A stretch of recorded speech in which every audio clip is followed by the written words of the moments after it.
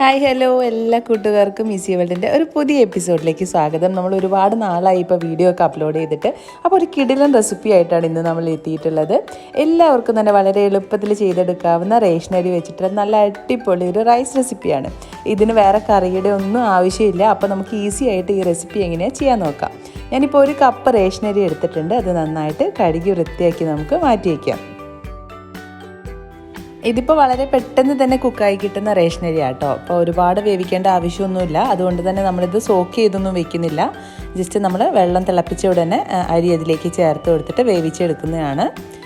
അപ്പോൾ നമ്മൾ റൈസ് ഈ റെസിപ്പി ഉണ്ടാക്കാൻ വേണ്ടിയിട്ട് ഒരുപാടൊന്നും വെന്ത് വരേണ്ട ആവശ്യമൊന്നുമില്ല. നമ്മൾ ഫ്രൈഡ് റൈസിനൊക്കെ ചെയ്യുന്ന പോലെ ഒരു 1/4 വേവാക്കിയിട്ട് വേണം നമ്മൾ ഈ റെസിപ്പി ചെയ്തെടുക്കാൻ. ഇപ്പോൾ ഞാനിപ്പോൾ ഒരു സോസ് പാൻ എടുത്തിട്ടുണ്ട്. അതിലേക്ക് ആവശ്യത്തിന് വെള്ളം ഒഴിച്ചു കൊടുക്കുന്നുണ്ട്. വെള്ളം ഒഴിക്കുന്ന ടൈമിൽ കുറച്ചധികം വെള്ളത്തിൽ തന്നെ നമ്മൾ റേഷനരി എപ്പോഴും വേവിച്ചെടുക്കാനായിട്ട് ശ്രദ്ധിക്കണം. അപ്പോഴാണ് നമുക്ക് ആ ഒരു പശപ്പൊന്നും ഇല്ലാതെ അരി നന്നായിട്ട് വേവിച്ചെടുക്കാൻ കഴിയുക. ഇപ്പോൾ വെള്ളം നന്നായിട്ട് തിളച്ച് വന്നപ്പോൾ നമ്മൾ അതിലേക്ക് കഴുകി വെച്ചിരിക്കുന്ന നമ്മുടെ അരി ചേർത്ത് കൊടുക്കുന്നുണ്ട്. ഇനി ഇത് നന്നായിട്ടൊന്ന് യോജിപ്പിച്ച് കൊടുക്കാം. ഇനി ഇതൊരു അടപ്പ് വെച്ച് നമുക്കൊന്ന് അടച്ചു കൊടുക്കാം. ഒരു 5 മിനിറ്റ് നേരം നന്നായിട്ട് ഇതൊന്ന് തിളച്ച് കഴിഞ്ഞാൽ നന്നായിട്ടൊന്ന് ഇളക്കി യോജിപ്പിച്ച് ആവശ്യത്തിന് ഉപ്പൊക്കെ ചേർത്ത് കൊടുത്ത് നമുക്കിത് ഫ്ലെയിം ഓഫ് ചെയ്തിട്ട് ഒരു അരമണിക്കൂർ നേരം നമുക്കിത് അടച്ചു വയ്ക്കാം. അപ്പോഴേക്ക് തന്നെ നമ്മുടെ അരി നന്നായിട്ട് നമുക്ക് ആവശ്യത്തിന് കുക്കായി കിട്ടും. ഇനി ഒരുപാട് വേവ് വേണമെന്നുണ്ടെങ്കിൽ നമ്മൾ ഇതുപോലെ അടച്ചു വയ്ക്കുന്ന ടൈം ഒരു 1/4 മണിക്കൂറോളം അടച്ചു വെച്ചാൽ മതി. ഞാനിപ്പോൾ ഒരു അരമണിക്കൂർ നേരം അടച്ചു വെച്ചിട്ട് ഇതൊന്ന് തുറന്നു നോക്കുന്നുണ്ട്. നമുക്ക് ആവശ്യമായ അത്രയും ഒരു 1/4 വേവ് ആയിട്ടുണ്ട്. ഇനി നമുക്കിത് നന്നായിട്ടൊന്ന് സ്ട്രെയിൻ ചെയ്തെടുക്കാം. നിങ്ങൾ ഏത് രീതിയിലാണോ ചോറിൽ നിന്ന് വെള്ളം മാറ്റിയെടുക്കുന്നത് ആ രീതിയിൽ തന്നെ നിങ്ങൾക്ക് അരിച്ചെടുക്കാം കേട്ടോ. അപ്പോൾ ഞാനിപ്പോൾ ഈ ഒരു റെസിപ്പിക്ക് ആയതുകൊണ്ട് ഇത്തരത്തിൽ ഒരുപാടൊന്നും വെള്ളം പോവാത്ത രീതിയിൽ ജസ്റ്റ് ഒന്ന് അരിച്ചെടുക്കുന്നേ ഉള്ളൂ. അല്പസ്വല്പം ഈർപ്പം ഇരുന്നാലും കുഴപ്പമില്ല. കാരണം വെച്ചാൽ നമ്മൾ ഈ ഒരു റെസിപ്പി ചെയ്യുമ്പോൾ ആ ഒരു ഈർപ്പം കൂടെ ഉണ്ടാകുമ്പോൾ പെട്ടെന്ന് നല്ല സോഫ്റ്റായി കിട്ടും നമ്മുടെ അരി. അപ്പോൾ നമ്മളിപ്പോൾ ഇതൊന്ന് തണുക്കാനായിട്ട് മാറ്റി വയ്ക്കുന്നുണ്ട്. പിന്നെ നമുക്ക് ഈ റെസിപ്പിക്ക് വേണ്ടിയിട്ട് 2 ഉള്ളി ആവശ്യമായിട്ടുണ്ട്. ഒരു തക്കാളിയും ഒരു പച്ചമുളകും കുറച്ച് കറിവേപ്പിലയും പിന്നെ ഇതിൻ്റെ കൂടെ കുറച്ച് വെളുത്തുള്ളി കൂടെ വേണം കേട്ടോ. അത് ഞാൻ ഈ ഒരു ടൈമിൽ എടുക്കാനായിട്ട് മറന്നു പോയതാണ്. അപ്പോൾ നമ്മളിപ്പോൾ വളരെ ചെറുതായിട്ട് നമുക്ക് ഉള്ളി അരിയേണ്ടതുകൊണ്ട് നമ്മളിപ്പോൾ ഒരു ചോപ്പറിലാണ് ഉള്ളി അരിഞ്ഞെടുക്കുന്നത്. അപ്പോൾ ചോപ്പർ ഇല്ലാത്തവരാണെങ്കിൽ ജസ്റ്റ് കൈ വെച്ചിട്ട് അരിഞ്ഞെടുത്താൽ മതി. എങ്ങനെയായാലും നമ്മൾ വളരെ തിന്നായിട്ട് ഉള്ളി അരിഞ്ഞെടുക്കണം, അത്രയേ ഉള്ളൂ. അപ്പോൾ ഇനിയിപ്പോൾ ചോപ്പർ ഉപയോഗിക്കാത്തവരാണെങ്കിൽ ഒന്ന് ഉപയോഗിച്ച് നോക്കൂ കേട്ടോ. നമുക്ക് കിച്ചണിലൊക്കെ വളരെ യൂസ്ഫുൾ ആയിട്ടുള്ള ഒരു പ്രൊഡക്റ്റാണ്. അപ്പോൾ നമ്മളിപ്പോൾ ഇതാ ഉള്ളിയൊക്കെ ഇതിലേക്ക് ചേർത്ത് കൊടുത്തിട്ടുണ്ട്. ഇനി നന്നായിട്ട് ഇതൊന്ന് അരിഞ്ഞെടുക്കാം. ഇപ്പം നമ്മുടെ ഉള്ളി അത്യാവശ്യത്തിന് നന്നായിട്ട് ചോപ്പ് ചെയ്തെടുത്തിട്ടുണ്ട് നമ്മൾ.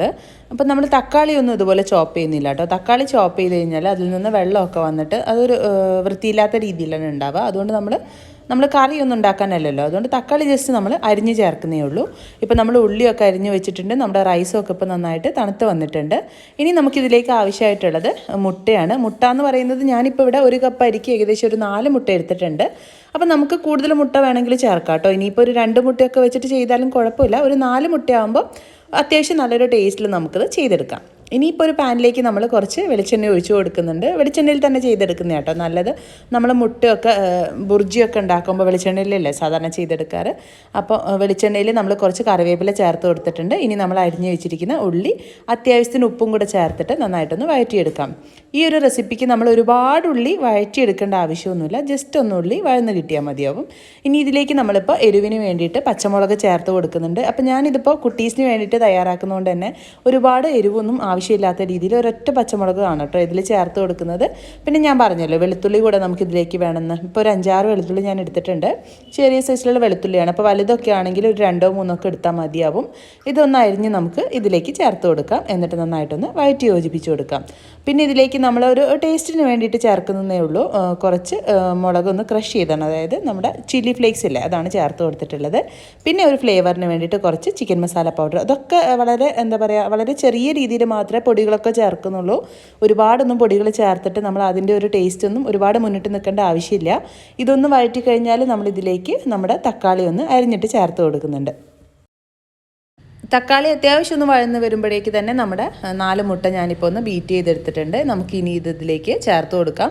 മുട്ടയിലേക്ക് ഞാൻ അല്പം ഉപ്പ് ചേർത്തിട്ടുണ്ട് കേട്ടോ. അതും കൂടെ ചേർത്ത് നമുക്കിനി ഇതൊന്ന് വഴറ്റിയെടുക്കാം. ഒരുപാടൊന്നും വഴറ്റി ഡ്രൈ ആക്കി എടുക്കേണ്ട. ജസ്റ്റ് ഒന്ന് വഴറ്റിയെടുത്തിട്ട് ആ ഒരു നമ്മൾ സാധാരണ എഗ് ബുർജിയൊക്കെ ആക്കുന്ന അത്രയും വറുത്തെടുക്കേണ്ട ആവശ്യമൊന്നുമില്ല. ജസ്റ്റ് ഒന്ന് ഇതുപോലെ വഴറ്റിയെടുക്കാം. ഇനി ഇതിലേക്ക് നമ്മൾ നമ്മുടെ റൈസും കൂടെ ചേർത്ത് കൊടുക്കാം. ഒരുപാട് സ്റ്റെപ്പൊന്നുമില്ല, വളരെ സിമ്പിളായിട്ട് നമുക്ക് ചെയ്തെടുക്കാം. ഈ ഒരു രീതിയിൽ നമ്മൾ റൈസ് ചെയ്തെടുത്താൽ നമുക്കിതിൻ്റെ കൂടെ കറിയുടെ ഒന്നും ആവശ്യമില്ല. നമുക്കിത് വളരെ സിമ്പിളായിട്ട് ഇനിയിപ്പോൾ വല്ല ഫ്രൈ ഒക്കെ ഉണ്ടെങ്കിൽ അത് വെച്ച് കഴിക്കാം. ഇനി ഇല്ലയെന്നുണ്ടെങ്കിൽ നമുക്ക് ജസ്റ്റ് ഒരു അച്ചാറൊക്കെ വെച്ചിട്ട് നല്ല ടേസ്റ്റി ആയിട്ട് കഴിക്കാം കേട്ടോ. നമുക്ക് വേറെ കറിയൊന്നും ഉണ്ടാക്കാൻ മടിയുള്ളവരാണെങ്കിൽ ഒരു തവണ ഇതുപോലെ റൈസ് വെച്ചിട്ട് ചെയ്ത് നോക്കൂ കേട്ടോ. ഇനിയിപ്പോൾ റേഷനരി തന്നെ വേണമെന്ന് നിർബന്ധമില്ല. നമ്മൾ വീട്ടിൽ റൈസ് ഉണ്ടാക്കിയിട്ട് കറി ഉണ്ടാക്കാനൊക്കെ മടിയുള്ള ടൈമിലും നമുക്ക് ഇതുപോലെ ചെയ്തെടുക്കാം. റേഷനരി ആകുമ്പോൾ കുറച്ചുകൂടെ സോഫ്റ്റ് ആയിരിക്കും അരി. അതുകൊണ്ടാണ് ഞാനിപ്പോൾ റേഷനരി വെച്ചിട്ട് ഈ റെസിപ്പി കാണിച്ചത്. നമുക്ക് ഏതരി വെച്ചിട്ട് ചെയ്യാം. ഇനിയിപ്പോൾ ബാസ്മതി റൈസ് വെച്ചിട്ടും ഒക്കെ ഇതുപോലെ ചെയ്യാം കേട്ടോ. വളരെ സിമ്പിളായിട്ട് എന്നാലും നല്ല ടേസ്റ്റിയാണ്. ഇനി ഇതിലേക്ക് ചിക്കനൊക്കെ വേണമെന്നുണ്ടെങ്കിൽ അങ്ങനെയും ചേർത്ത് കൊടുക്കാം.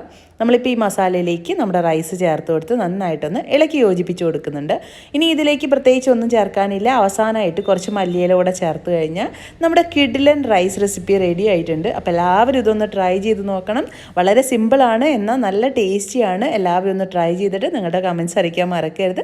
നമുക്ക് ഈസി വേൾഡിൽ പുതിയ പുതിയ വീഡിയോസുമായിട്ട് കാണാം. അതുവരേക്കും എൻ്റെ എല്ലാ കൂട്ടുകാർക്കും thank you for watching and bye bye.